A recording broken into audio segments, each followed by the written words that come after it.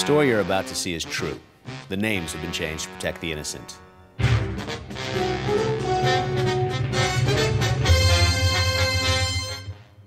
Monday, 9:15 a.m. It was a wet and cold morning, and we were working the Lonely Heart Scam Division. My partner's Tom Council. My name's Jim Tuesday. We were meeting with Jane Pretty, a suspected victim of another Lonely Heart scam, although she didn't know it yet.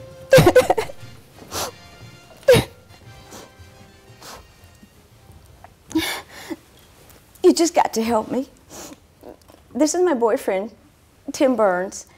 He and his 14-year-old daughter, Libby, they're stranded in London, and they desperately need your help. Please. You see, we met on MakingMatchesMatch.com about 7 months ago, and we just connected. And we started this beautiful long-distance relationship. And we decided it was time to meet. So we thought that, you know, if we met face-to-face, then we'd probably get married.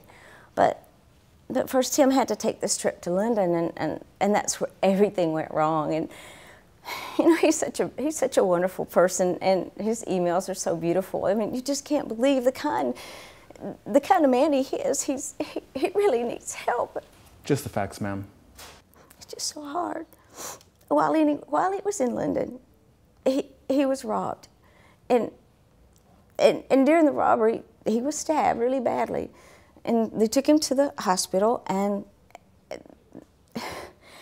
now they won't let him go until he pays the bill, and it's $6,000. But they're demanding that it be paid in full. He wrote me this email. He told me that they won't let him go until he pays $6,000, and then this Dr. Murray called me, and he confirmed, yes, they had to have the money up front. So I wanted to help out, and I sent him all I could afford. I sent him $3,000.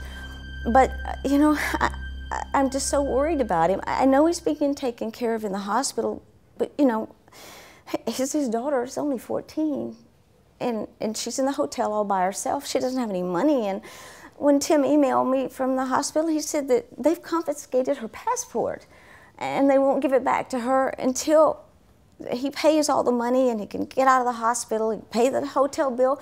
And it's just, you know, it's so much to handle right now. I don't know what to do, and he needs help. Please, you just got to help me, please. You mentioned speaking with a doctor over the phone.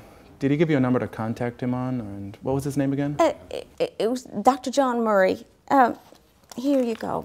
There's his telephone number. I'm sorry to tell you this, ma'am. I think you're the victim of an elaborate scam to get money from you. You see, Miss Pretty, these guys know that the internet is the perfect place to hide. They'll get an attractive photograph, often from a catalog or other website, and then enter dating sites or web chat rooms. They'll spend weeks, sometimes years, forming a relationship and flattering the person with sweet nothings. Then, tragedy strikes. A car accident, a mugging, a hospitalization. Perhaps a person's been arrested or detained at the airport. But one thing is always the same. They need financial help. We've seen too many people get scammed out of hundreds, sometimes thousands of dollars. I tell you, what gets me is that it's always the kind, generous, intelligent people like yourself who fall into these relationships. But I don't understand. We've been dating for 7 months. How could this be?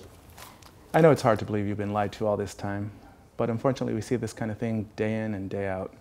You're not the first one to be conned by these romance scams. That's $3,000. You've just got to help me. I'm sorry, ma'am.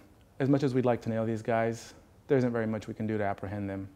You should report this to the FBI. But even if they catch the perps, it's unlikely you're going to get your money back. I'm sorry. The authorities were unable to apprehend the criminal involved in the Lonely Heart scam of Jane Pretty. Her money was never recovered.